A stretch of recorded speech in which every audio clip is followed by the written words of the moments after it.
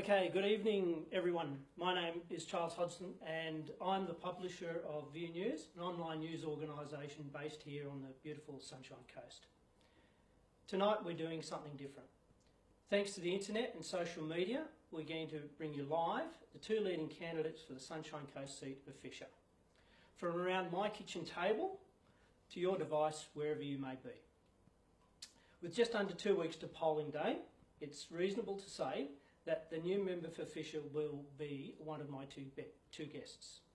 Bill Gissane from the Labor Party or Andrew Wallace from the Liberal National Party. My aim tonight is to help you to know these two gentlemen a bit better. The format of the evening will be as follows. We'll hear an opening statement from each candidate, followed by a series of questions prepared from emails sent to me earlier this week. I've also got a couple of questions that I've put together as well. Each candidate will be given the opportunity to respond to each question, and we aim to get through as many questions as we can in about 45 minutes. Finally, there'll be a 1 minute speech from each gentleman to complete the evening. So as the evening progresses, I encourage you to submit your comments, respond with one of the Facebook reaction buttons. The night will be so much better if we get your engagement. So I've framed tonight's discussion as a discussion rather than a debate. The opportunity to hear what each candidate has to say on a range of topics important to you, your family and the Sunshine Coast. So let me introduce our two protagonists for this evening. So we've got Bill Gissane, who will be on your camera left. Let me just we'll get fancy here and we'll get some names up for you.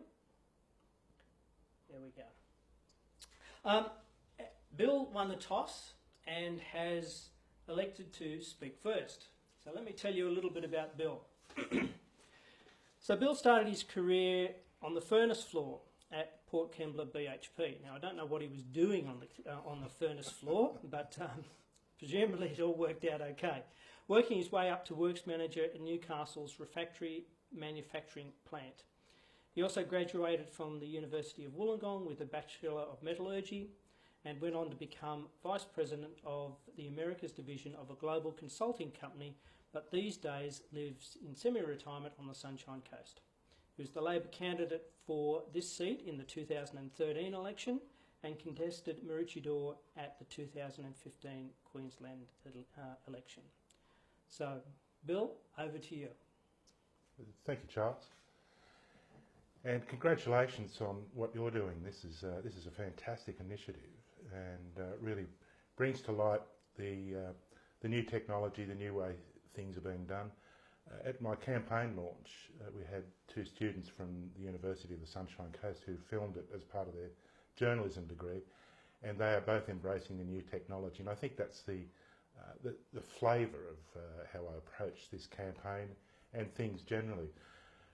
If I can look back to, say, the 60s when I was growing up as a young fellow, I remember clearly a eulogy that was given by then Senator Ted Kennedy for his brother Robert Kennedy in the US, who was assassinated. And at the end of the eulogy, he said the words, "It's some people see the world as it is and say why, and others see the world as it could be and say why not." And I think that encapsulates and summarises my view on how we approach politics and living in general. There are many of us who enjoy the fact that our past was fantastic, there were some great glory days, but you can't go back, you can only learn from the past. And we have a new future to make for ourselves. We have a future that is going to be different from the way it was in the past. And I'm running this campaign because I've been interested in politics all my life. You've heard Charles describe that I've worked in various capacities, but I'm keen. I'm dedicated to doing the best campaign I can to give people the opportunity to see that I'd like to represent them, I want to represent them, I've got the experience and the drive to represent them, and I look forward to tonight's debate, and it's great to be with you, and I'm looking forward to having a chat with Andrew tonight about some of these crucial issues that will affect our future. Fantastic. So next we're going to have Andrew. Andrew, let's have a look at a little bit of some bio notes from Andrew. It says Andrew these days is a Maroochydore-based barrister. Oh, that was Bill's timer. So Andrew started his working life as an apprentice carpenter and worked in the building industry before completing a law degree at QUT in 1997 to 2000.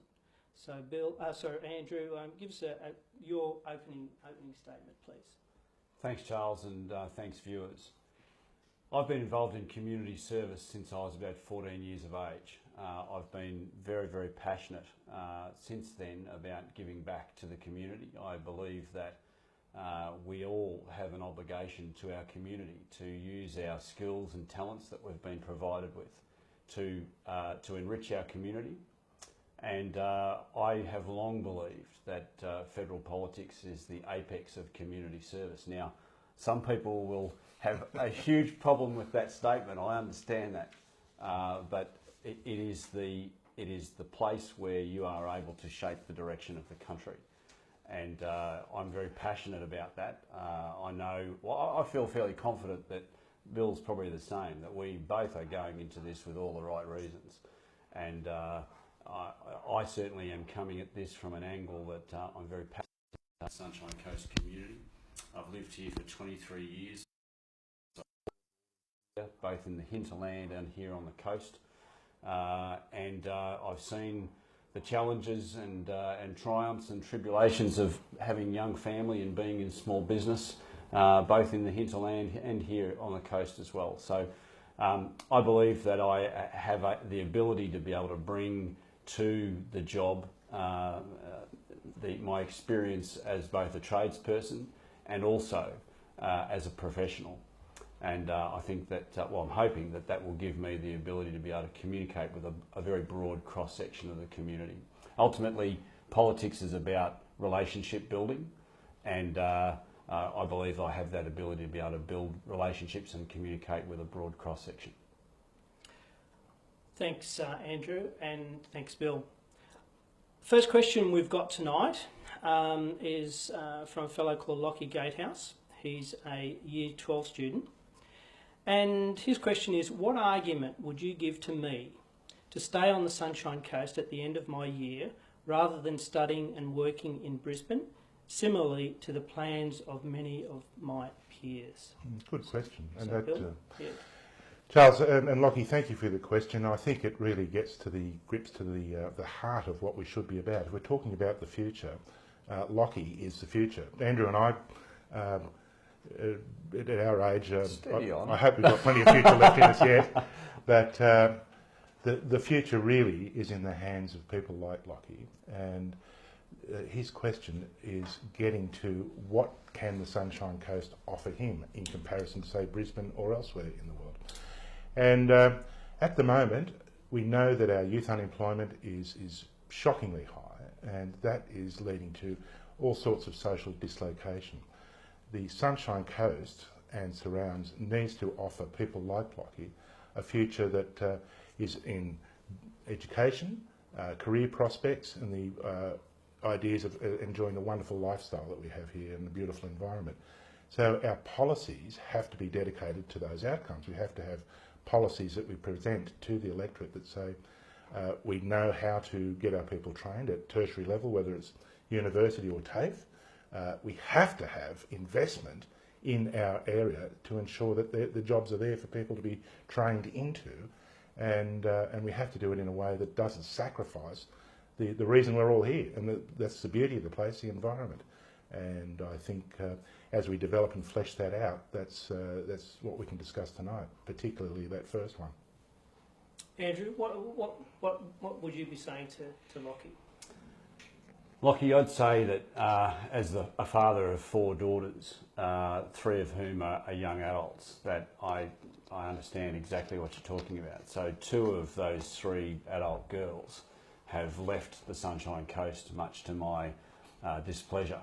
One's moved to Melbourne and the other one's moved to Brisbane, and that breaks my heart as a father. I would like to see our kids stay close by, and I'm very much a family person. But I believe very much in the fact that we have to provide local jobs for local people, and it's very important. Having come from a trade and a professional background, I've been educated at TAFE, and I've also been educated in the university sector.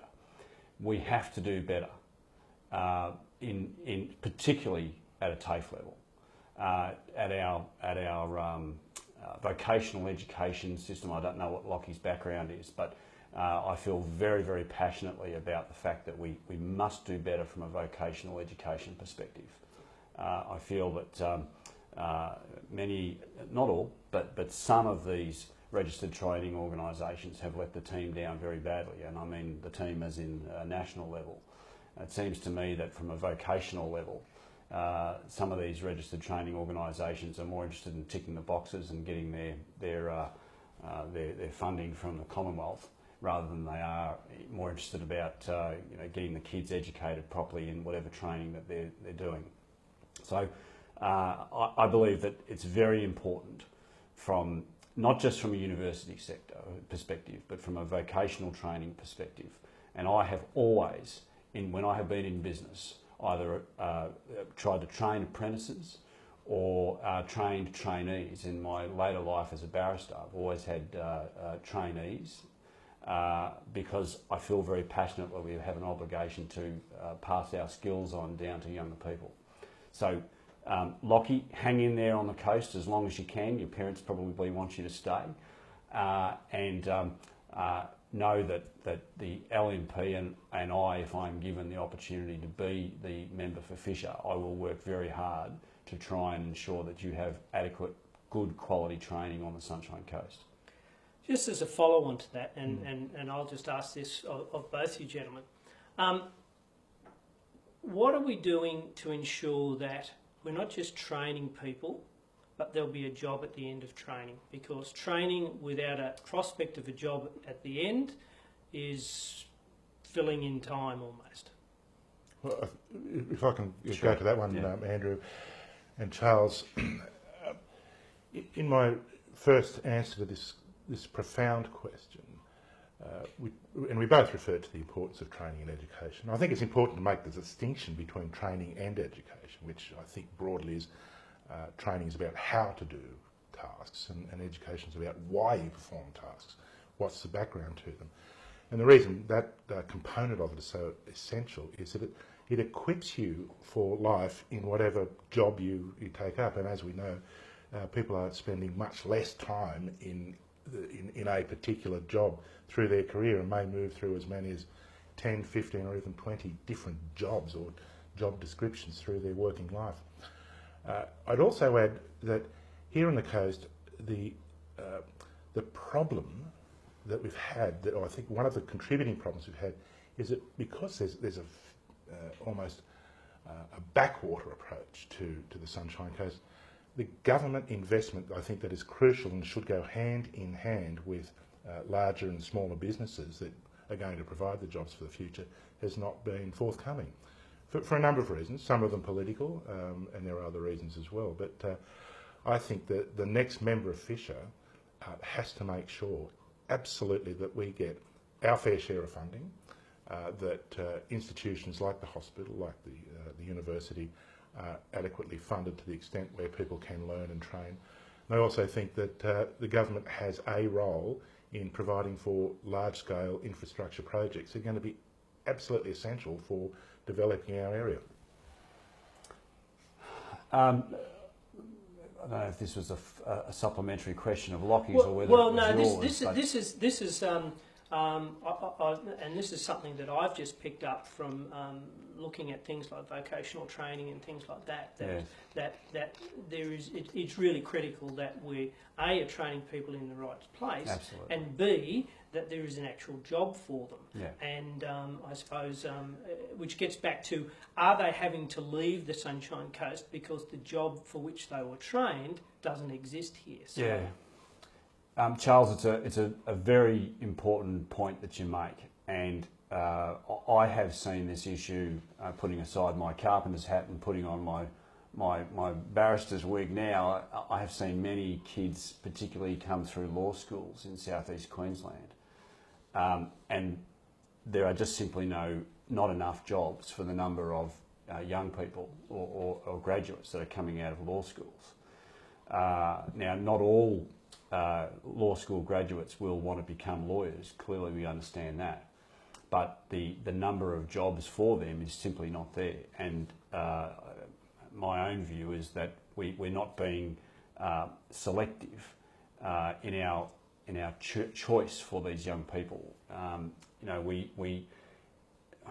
Young people always have the opportunity to choose what course they want to take, but I think we have an obligation as a society to be upfront with them and say, well, before you go and spend money on undertaking a course, do you realise that there's not too many jobs at the end of the day in that particular chosen endeavour? Whereas if you went down this route, you would find that there would be better opportunities. But I don't want to steal the timing on this issue, so cut me short. Yep, no. But this is an important issue. I think that there is too much emphasis placed in this country on people undertaking university courses at the expense of trades. Now, some people will howl me down over that, and I fully appreciate and I'm very supportive of people going on and going to university and doing higher education.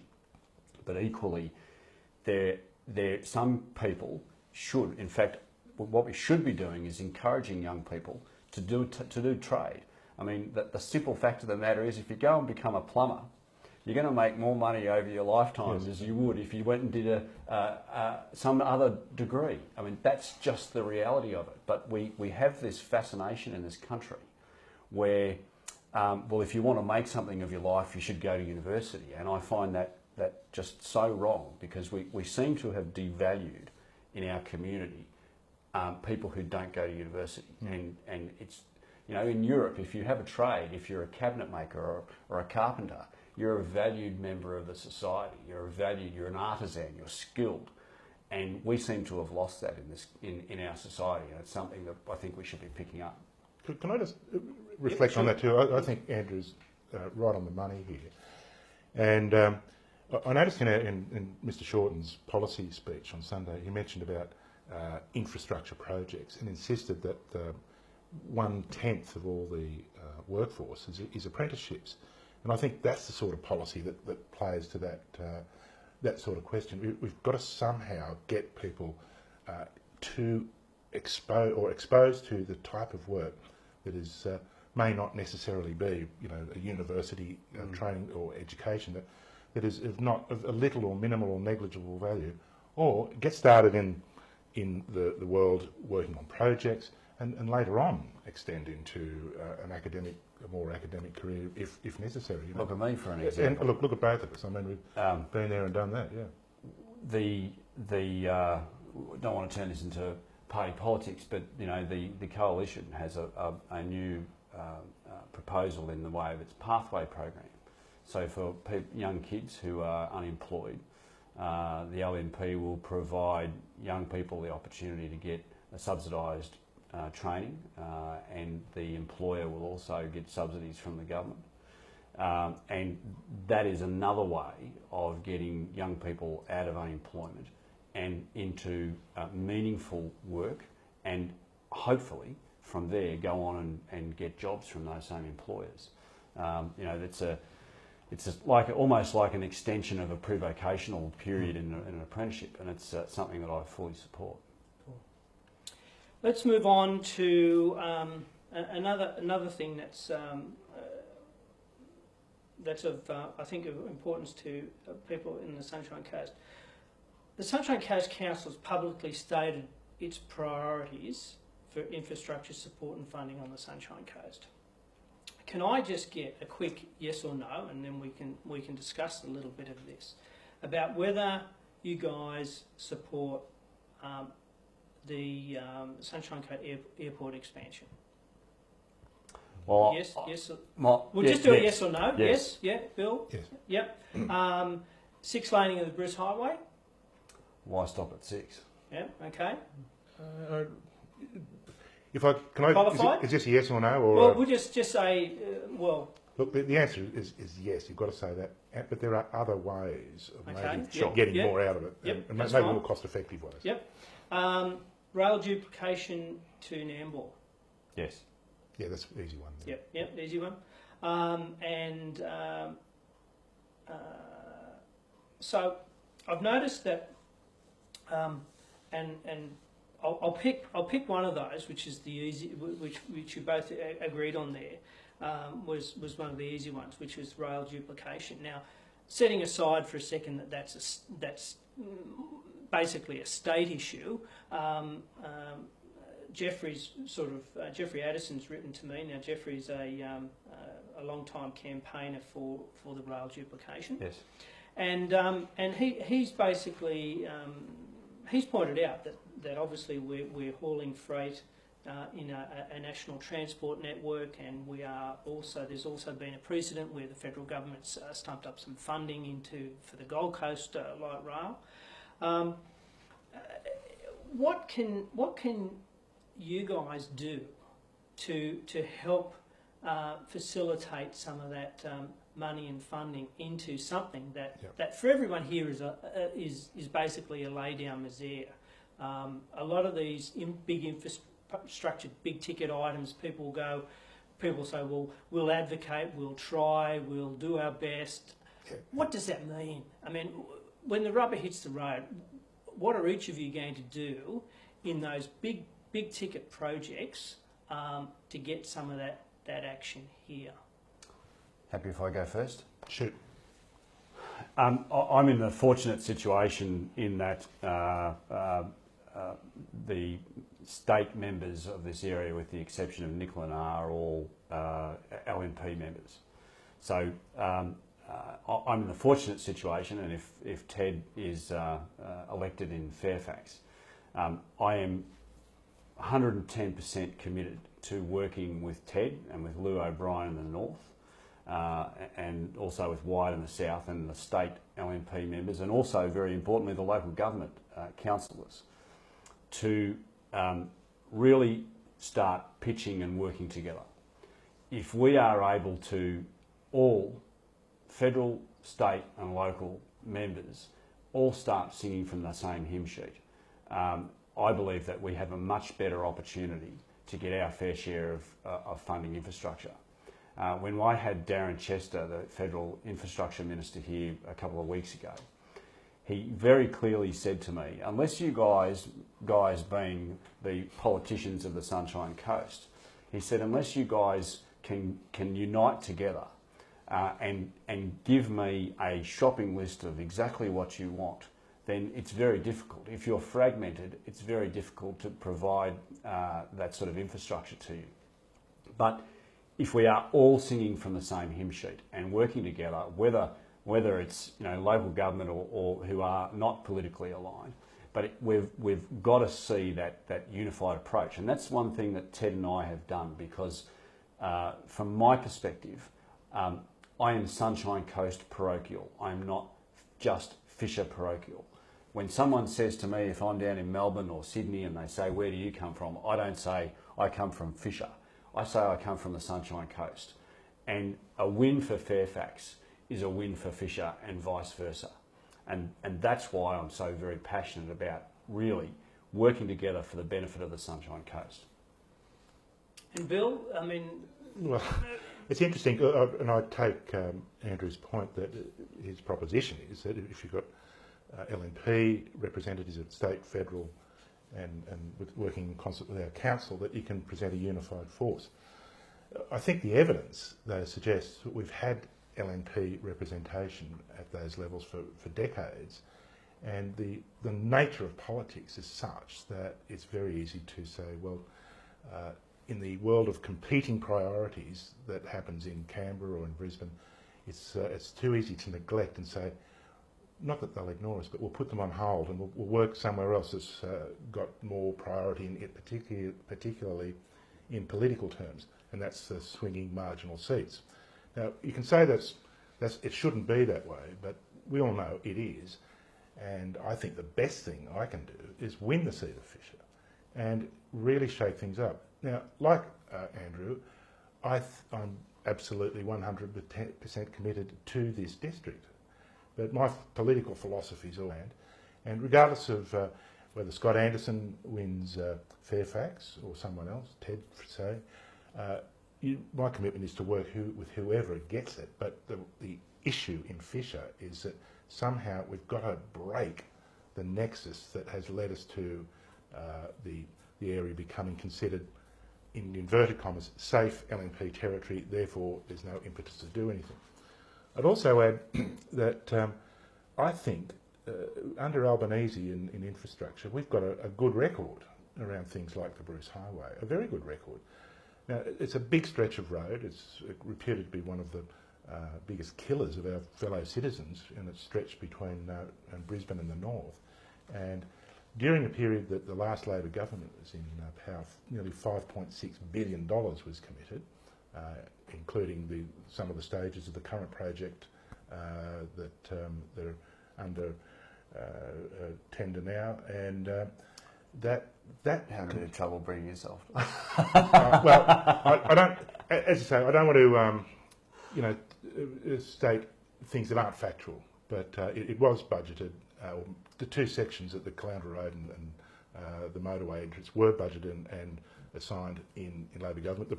But the budgeting and putting it in the priorities is very much, and the Albanese slogan is, we've spent 4 times as much in half the time as when the LNP predecessors had control. That to me says we are an infrastructure party, we know its value, and you've just got to get out there and do it. And that's why I think the best thing that can happen is for me to be elected in Fisher and go and be stirring the possum, whoever's in government, because if it's the LNP in government, they'll want to win it back and get Andrew in. If it's Labor in government, they'll want to hold it. And I'll be in a fantastic position to apply leverage to whoever's in government to make sure that we get the funding we need. Just on that, I had a question about, do we need to make the seat marginal to get any action here? And perhaps Andrew might like to just respond to that, seeing that you brought that up. Yeah, sure. My answer to that is, of course, absolutely not, because if Bill were to win Fisher, and we retained government, let's use that as an example. I would suggest that I have a better prospect as the LNP member for Fisher to deliver better projects, better funding in conjunction with my LNP federal and state counterparts and local government. I would suggest that I have better doors to open, better access to government. And, I can't let the moment pass that we, as in the coalition Turnbull government, are delivering the $1.1 billion project of the upgrade of the Bruce Highway. Now, at the end of the day, this project will go to tender in the second half of this year and very likely start towards the end of this year. That project will see 3 lanes either way from Caloundra Road intersection to the Sunshine Motorway. It's only 7 kilometres of road with service roads and interchanges and bridges. But that's $1.1 billion, 80% funded by the Commonwealth, 20% funded by the state. But that's been delivered on our watch.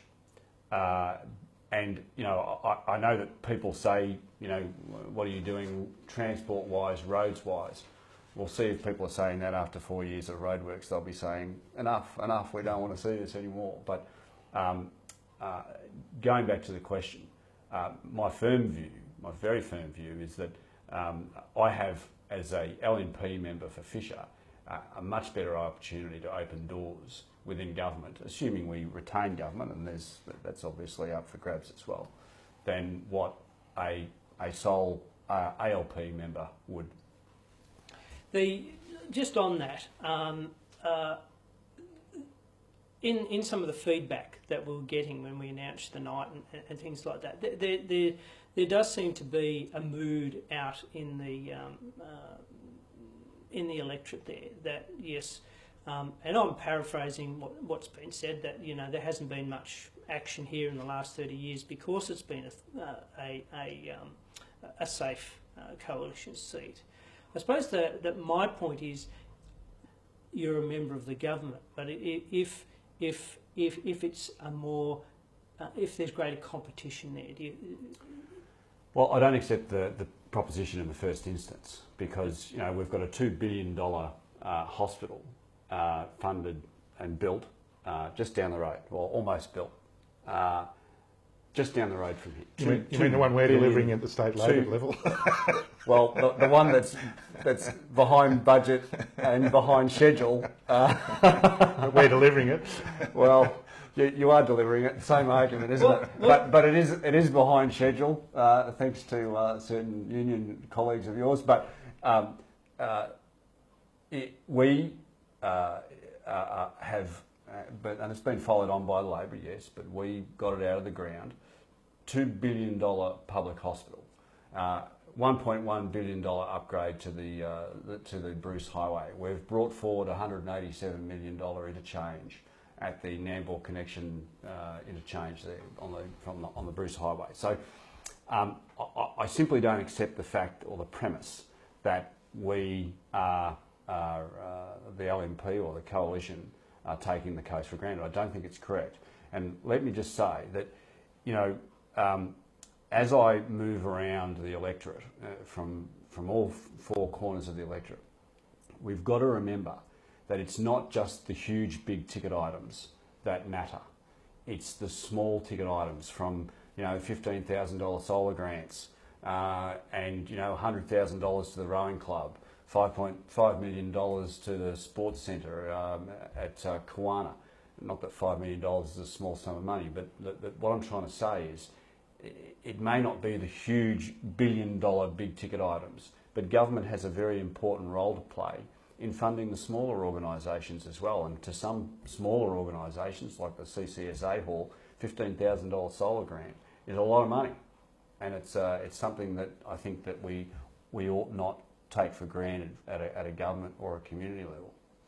And Bill, from your point of view, would you refute that notion that, do you think you will get more action if the seat becomes marginal? Look, I've lived in Labor stronghold seats, and they suffered from the same problem. So it's not a function of... I mean, is it a function of just our political system? I'm afraid that's my observation. I think very few people would disagree with it. And the general view, when I've talked to people, is, and the reason they're considering me as an alternative is that they say, well, this is a once-in-a-lifetime, political lifetime opportunity to do something differently. With a sitting member, that is a very powerful motivator for people to keep voting them in, unless they do something egregious or something terrible, and we've had a few instances here. But we're on a level playing field. Andrew and I are starting from scratch. The electorate at large is the polls are saying people are weighing up a Shorten government against a Turnbull government, so it's very much in play, and I think it's going to, if I can stimulate thinking, to say, at the very least, let's make this a marginal seat. Even if Andrew wins, I've probably done him the best favour of all, because he's then in a much more powerful position to argue with whoever's in government, particularly if it's an LNP government, to devote funding to protect the seat from attack by the other side. In exactly the same way, if I won, and let's say there's a Labor government seat in Labor hands, because ultimately that's what delivers government.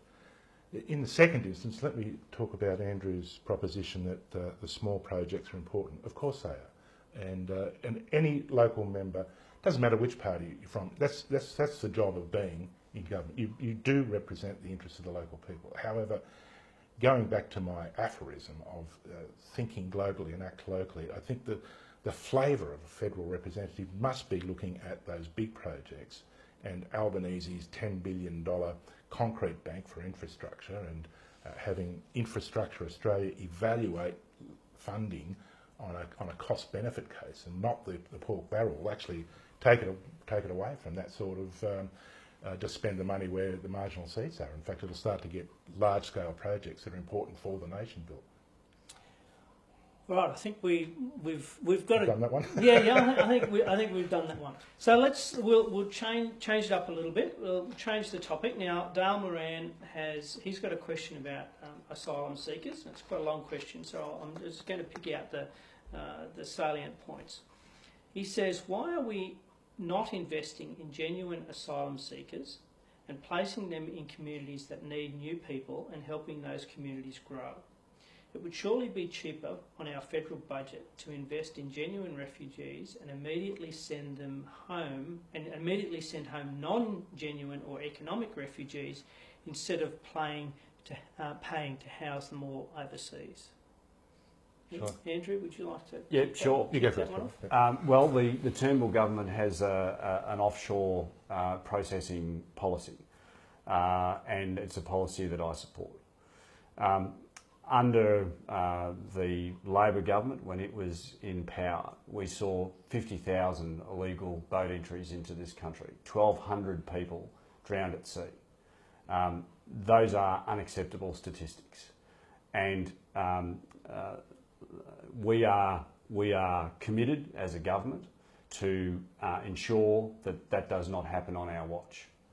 The Labor Party, on the other hand, are at odds. Bill himself is at odds with the other Bill, Bill Shorten, and Bill's not on his own. There's another 49 other of the Labor colleagues that have a different view to Bill Shorten. And look, the reality is that if Labor was to win government, they will be dragged to the left by their power-sharing party, the Greens, and we will see a reversal of their current policy that they're taking on this issue, and our borders will become porous again. And in my understanding, I was reading in the Australian yesterday that there are boats loaded, ready to come.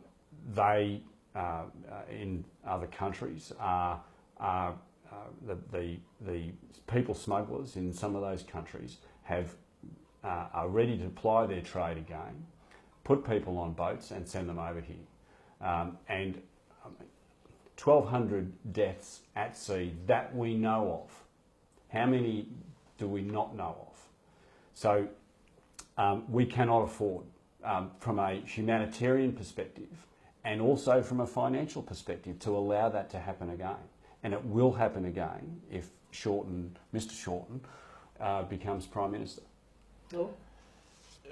We've learnt our lesson about the experiment to relax the controls on the security of the borders, and I don't think there's a person in my party who has anything other than a belief we have to have a level of control that's commensurate with keeping asylum seekers in a place where they're just not arriving in an uncontrolled fashion.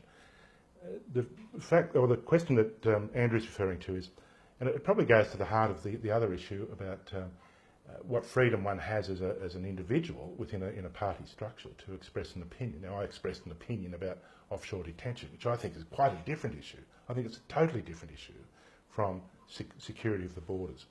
I expressed an opinion that it would be worthwhile to re-examine the fact that the men and women and children are held in these detention centres. I think certainly too what Dale was getting at there was specifically at holding the cost of holding Sure. those people, and is there a better way?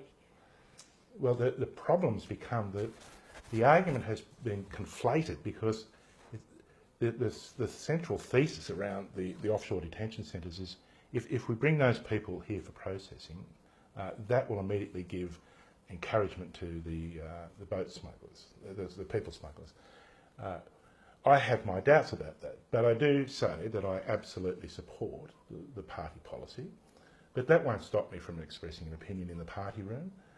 It won't stop me from having a view on things, but ultimately the party decides and is going to the election with a policy that says we will maintain border protection. We'll also seek regional cooperation. We'll increase funding for the United Nations High Commissioner for Refugees to deal with people in camps. We'll talk to our regional neighbours and take a much more pragmatic view on how to deal with the problem of, I think it's over 60 million displaced people around the world. We obviously can't take them all, but there's a moral obligation to do the best we can, and I think our policy points to the heart of that.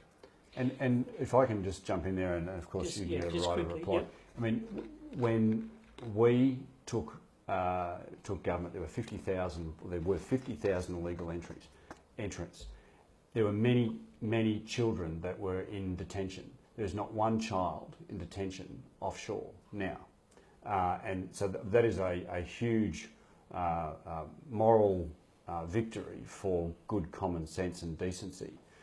We are a country that is, we're all immigrants originally from somewhere else, and we have one of the greatest per capita entrants of allowing refugees into this country through proper processes. And for every person that comes to this country that tries to circumvent the appropriate model, the appropriate system, is preventing someone else from coming into the country. So people shouldn't think that we don't do enough, or well, perhaps no one can ever do enough. But we are boxing well above our weight for our size and the size of our 24 million people. Look, I'd only add this to Andrew's comments. I won't go into the asylum seeker thing and all that again, but what worries me about the tone of this debate at a national level, not so much with Andrew and I, the tone of the debate doesn't play well with me in my experience working the steelworks. When I started there in the 70s, there'd been 20 years of immigration into this country. There were 22,000 odd people working there from 99 different nationalities. And there were all sorts of cultures and languages and levels of education. But eventually, and over, people got to grips with the issue and worked and made it happen. And I've got a great deal of confidence that with a controlled level of immigration and bringing in our target of, I think it's 23,000 a year, with goodwill and openness, we can make that work. We can do our moral obligation. And the anti-argument that's been promulgated around the place I find very disturbing, and I don't think that adds to the goodwill that's being shown to try and deal with this difficult issue. Right, let's take another topic.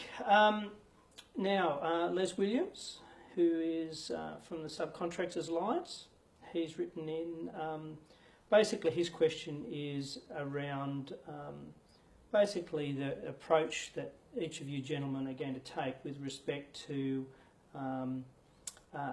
subbies that have basically lost a lot of money with respect to main contractor insolvency. And now I know that that's being looked at the moment. What's the approach that each of you gentlemen are going to take with respect to protecting those subbies that have lost some money through no fault of their own, and they're just small businesses, most of them, losing money and without much of a leg to stand on? Happy if I open on that one. Yes, this is your area of expertise.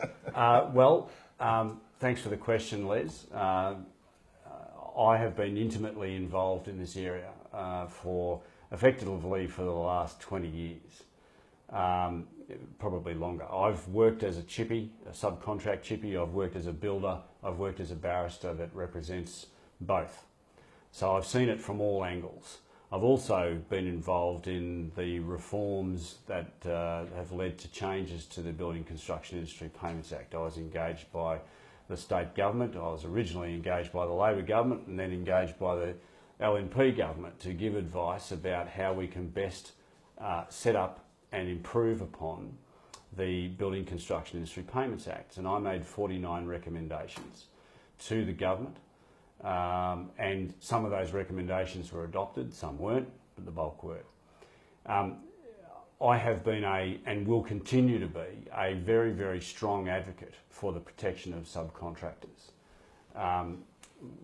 These guys and girls in the building industry. It's one of the very, very few industries where you can get a contract to do a job, you can go and do the work and then put your hand out and say, please sir, can I be paid after the work has been done or partly done. So I understand this system probably better than most. I'm one of the, I don't want to build myself up too much, but I'm very experienced in this area of the law. I made recommendations about the implementation of what's called, or what I called, the Construction Retention Bond Scheme. At that stage, back in 2013, it was a revolutionary scheme that would enable subcontractors to have their retentions held in a bond scheme. The state Labor government is picking that up and appears to be wanting to run with it, and more power to them. It's a very good principle. There are also other things that we need to look at, such as project banks. I think that we need to look at them. I'm not entirely convinced that they are the appropriate way to go, but I think that they could be trialled. They are going to be trialled in some states. Back in 2013, I suggested that we keep a watching brief on them. I think that there are some problems with them, but I don't think they're insurmountable. Those are just a couple of the ideas. I made 49 recommendations in a 306-page report. And what I recommended, although if you could lump those 49 recommendations, what I talked about was accountability, transparency. Those are two very important issues. And what we all have to understand is with the building industry, where we're talking about billions of dollars a year, there are very, very strong competing and conflicting interests. And it's not just a matter of looking at one sector of the building industry and making that sector better. You've got to look at the industry from a whole, from a whole perspective. You can't just pick out one part of the industry and say, I'm going to change the law to make that part of the industry better. You've got to look at it at the system about making it fairer and more equitable for everybody. Bill? This is Andrew's areas of expertise, obviously, and he's written the report about it, and you've heard about that. But there's, I suppose, just if I can interject there, the report's been sort of basically taken up by everyone except the coalition. They're deferring that till after the election. Is that right? If I got my facts right, what's that one there? My report, I made recommendations to 49 recommendations, and that as I said, some recommendations were accepted by the then Newman government, others weren't. Yep. Others were deferred. And one of the deferred ones that was deferred was the Construction Retention Bond Scheme. And those recommendations that they accepted were implemented in December 2014. So, there has been some misinformation that's been getting around that my reforms led to the collapse of Walton's. That is a complete fabrication. Walton's collapsed 14 months prior to the amendments coming into place. So, for those of you who think that, or might try and argue that the Wallace report led to the collapse of Walton's, it is fundamentally incorrect. It's just a fabrication. It's totally untrue. Bill, what would you like to add? Yeah, look, so in learning about this complicated issue, there'd be nothing worse than me going on about endless levels of detail. But the issues boil down to me, the approaches I've had from subcontractors, their feeling is that they are materially worse off as a result of the implementation of the state government's revision of the Construction Industry Payments Act on the back of Andrew's recommendations in the report, or some of the recommendations in the report. They see it as they're being paid, well, it's harder for them to get adjudication that they see as fit and fair for their problems with other parties. Now when you say they, the subcontractors alliance, who have approached me, it's not just them. I've asked others about it who are not in Les Williams' camp. How many people are in Les Williams' camp? I have no idea. So I mean, all right. Well, we could argue all night about who's in whose camp, yes. but if we just look at it in terms of fundamentally, are we going to be advocating to protect your basic subby that, in all good faith, goes out and does their work, expects to get paid? Have we got an approach? We do. Absolutely. To make sure that they're not left out. What people need to understand is that the issues that we're talking about are state-based issues. Each state has its own, and territory has its own legislation. So there are currently 6 pieces of state-based legislation and 2 territory-based legislation. And when I was asked to give evidence in the Senate inquiry last year, I recommended that, as I did in my report, that this is something that we really need to look at harmonisation, because where you have 8 separate systems of security of payment, it is very difficult for people who are working nationally or working across the state borders.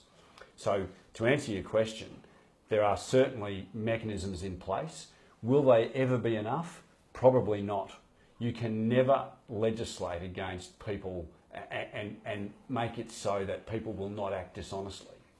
You can never stop someone from buying a car when they shouldn't be buying a car, when they should be paying their subcontractors. You can penalise them if they do that, but you can't prevent stupidity, and you can't prevent someone from doing the wrong thing. We can try and make it as best as we can and try and protect subcontractors as best we can. But you will never prevent, in my view anyway, you will never prevent, and anybody who stands up and says that I've got a scheme that will ensure that all subcontractors get paid for all times, I believe is misleading you. Okay. Do you want to add? Oh, absolutely. Look, Yeah. The issue is, first of all, that what you were alluding to earlier on was the fact that the ALP has produced a national policy around security of payments for subbies, and it includes insurance and protection for Commonwealth funded jobs, which is a precursor to a harmonised view on state legislation, so that these, 6 states and 2 territories legislations, some may be better than others, and it's attempting to get to grips with saying, let's have a common approach, so that Andrew's right, you can't prevent people from doing malfeasance, but Nick de Brenny, the State Housing Minister, has put up 4 or 5 options, including insurance schemes and retention schemes and all the rest of it, that are currently under active consideration, and they actually played, and one of the recommendations was having a national-based legislation framework that ensures the best possible chance for security of payments for subcontractors.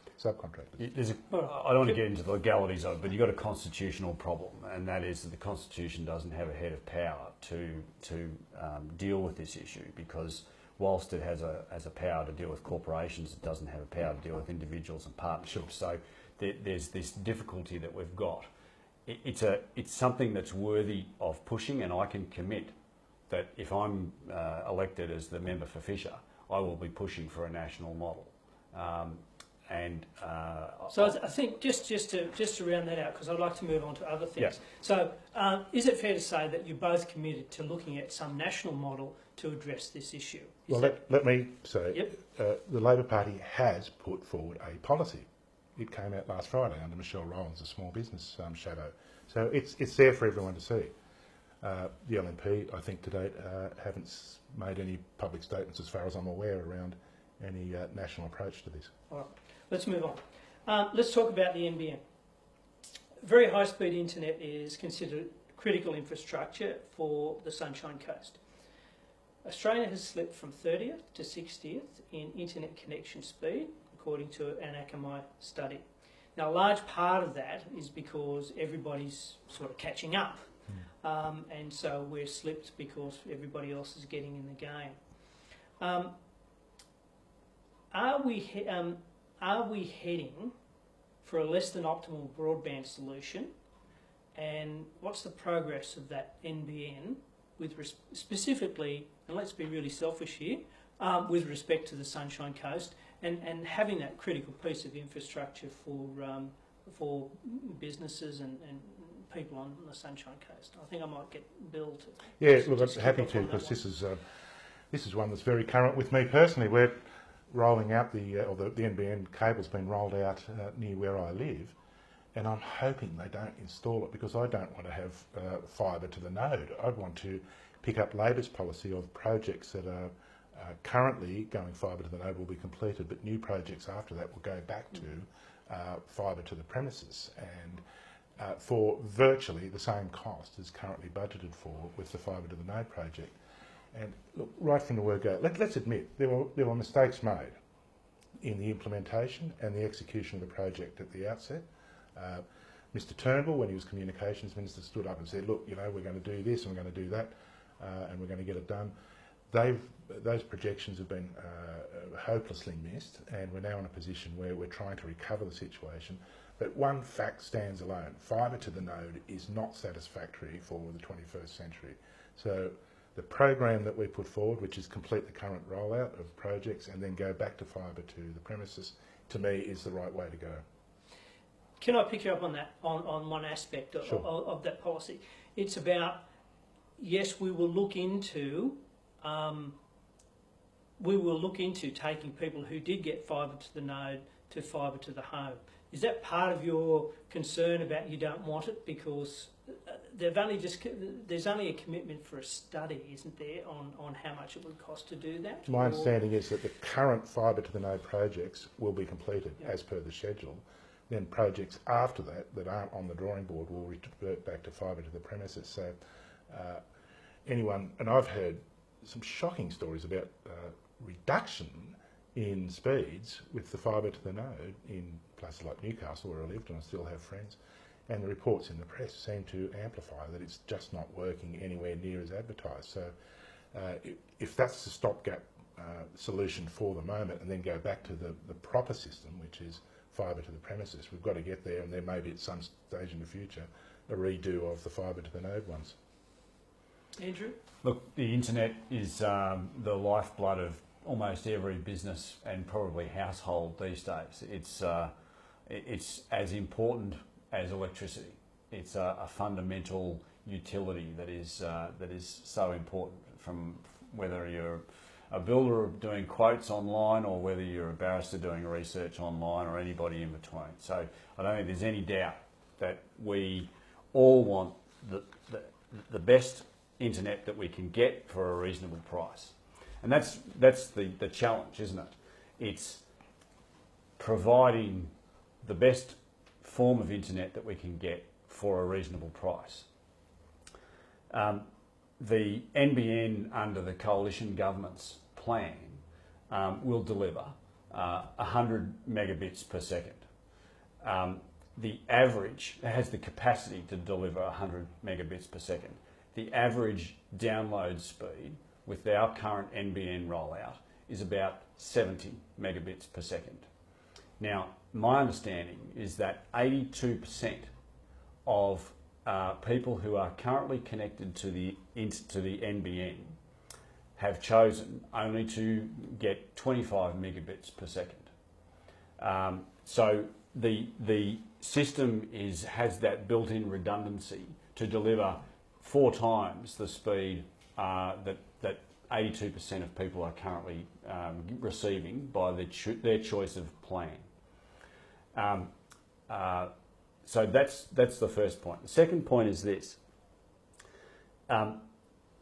We will deliver the rollout, the finalisation of the rollout by 2020.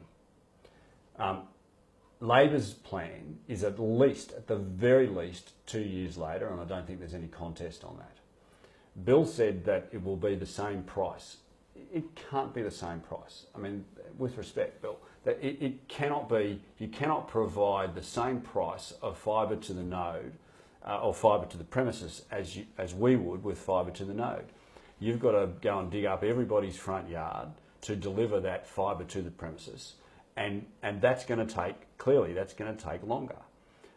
We estimate that it will take many years longer, and the costs of doing so will be somewhere between an extra $8 to $30 billion to deliver that fibre to someone's front door. I might address that one. The rationale behind the rejig program is to increase the capital installation cost and reduce the actual running cost. And given that this is an off-budget project that's being run as an overall return on investment calculation, the lower running costs of not having to power the nodes is where the savings come from. So Jason Clare's process is that it comes out roughly the same. And even if it's a few $1 billion more, I know that sounds not much when you're saying it, the return, it's just not worth putting in a second-rate system. It's important to put it in the assumptions of our process are there for everyone to see. Take that for what you will, but for me, we've got to get this done right and get the proper NBN installed. Andrew, do you worry that with that rollout, you mentioned the 85% 85% of the people are going to be happy with something within the 25 megabits. Within the 25 megabits. But what about the limitation that you'll put on another business that will want to go 100 megabits or faster? Because obviously fibre can go faster than 100 megabits. Are we, as a sort of alluding in the question, are we sort of hamstringing those people who want to go faster? Well, if they want to go faster or do more, they can. They can go 4 times faster than the 25 megabits per second, because the system has the ability, on my understanding, the system has the ability to deliver 100 megabits per second. Right. It's just that, and that's not going to be mum and dad sitting down watching Netflix. No, and I suppose this is what I'm getting at. It's about the building the capacity for people, for innovators, and you know, your party is certainly talking about a lot of innovation, things like that. Yes. They will use more than 100. Well, if they do want to use more than 100 megabits per second, that can be delivered from fibre to the premises if they are prepared to pay for that fibre to the premises, and that's always been an option. If someone is requiring that sort of speed, because I mean they're going to be a business, aren't they? They're not going to be mum and dad. Sure. So that is that option for them, but they still, without getting fibre to the premises, still have the ability to get up to 100 megabits per second on the current system. I know this is going to sound like a third bite of the cherry, but I think it goes back to Lockie's question right at the outset. The reason we've got to get this right is that people like Lockie are going to need a 21st century level of communication. It's just not going to work for the jobs of the future, the things that we haven't even imagined yet. Third bite of the cherry. At the end of the day, we've still got to do it within a budget. We can't just sign a blank cheque, and our forecasts say that Labor's model is going to cost somewhere between $8 and $30 billion to deliver that. So, you know, we can't just continue to allow that sort of expenditure to continue when, you know, we are in the current economic state that we are in. Gentlemen, it's we've gone 8 o'clock. Where did the time go? We could go for hours, Bill. And I honestly think that we could have probably gone for twice the time. But given that you've given, I can hear the snoring in the background. Very generously giving of your time in I suppose the period of the campaign when everybody's starting to well, I really should be looking at who I should be voting for now. So I do appreciate your time. We've got one last thing to do, and that is you're free to give your 1-minute pitch. Why should people vote for you? So, Andrew, I'll let you go first. I thought I got to go last because Bill opened. That was the rule, wasn't it? But anyway, I'll we reversed it for the closing. Bill got to go first. Yes, so I should close. Yeah, let Andrew close. Yeah. let me go. Look, Charles and Andrew, thank you for tonight. This is, to me, this is what democracy is about. You know, discussing the issues, getting them out there. I was distressed at and surprised and uplifted at the commentary that was about this effort tonight. A lot of people were saying, "Oh, you'll only get the same old, same old." Well, I'm hoping they didn't get the same old, same old. I hope that we've engaged with some of these crucial issues in enough detail that it makes some sense about where I'm coming from, where Andrew's coming from, and people can make a rational decision whether he or I are the right person to vote for, or indeed one of the other parties is promulgating themselves. But all I'd leave you with is this. I believe I'm the right person to do this job for several reasons. And one is a leader, a representative must have a vision of the future, must have a clear idea of where you're going. Then you have to have the capacity to deliver on that vision with the plans and the execution phases that says it's realistic and in budget and practical. My whole working life has been working around those issues. I've done it in the past and I wanted to do it again in a political level, and I look forward to being your member. Andrew? Look, we were just talking about this off air a moment ago about some of the comments that were being made about this session, and it was interesting that we both were of the same view, that there were people commenting about Bill and myself, and they've never met me and they've never met you. So look, I agree with Bill insofar as, you know, I hope that you've got something from tonight. I think that in me, you will get a person as a representative of the seat of Fisher, that you're suggesting you're not Bill by any stretch of the imagination. But I am a very genuine person, and I will fight for your interests. I'm used to, as an advocate, I'm used to advocating for people's best interests. And if I am lucky enough to get your vote, I will, and I become the member for Fisher, I will fight for your vote. I will represent you in Canberra, and I will stand by you, and I will represent your best interests. But I will do it within a responsible economic framework. That's my commitment to you. Well, thank you, gentlemen. So let me just wrap up here. Let me thank the people who've joined us this evening and the people who submitted questions. We didn't get to everybody's questions, and I think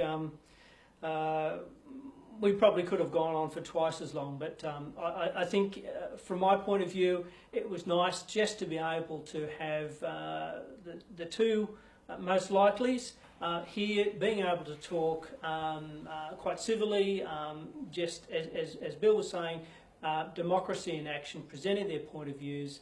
No one's saying you should or shouldn't vote for one or the other. It's about hearing what each of them have to say and making up your own mind, and I think that's what's really important for me. If you liked the session tonight, certainly let us know. One of the things that you can do if you're a follower of one of these, either of these two gentlemen, is to share the video, get it out there. The other side benefit is that you'll be helping in the production of local independent news. So for now, thanks for joining us, and enjoy the rest of your evening.